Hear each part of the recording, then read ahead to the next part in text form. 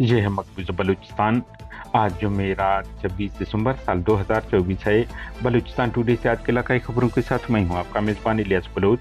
Catch, Panjgur, Awaran اور واشوق کے علاقوں میں پاکستانی فورسز کی فوج کشی جاری۔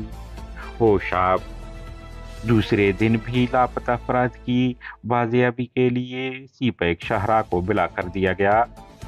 گوادر دشت میں پاکستانی فورسز قافلے کو ریموٹ بم حملے میں نشانہ بنایا گیا۔ کوئٹہ مغربی بائی پاس گیس لائن پر دھماکہ، گیس بند۔ مستونگ کاریز میں مسلح افراد نے پاکستانی فورسز کے چوکی پر حملہ کر دیا۔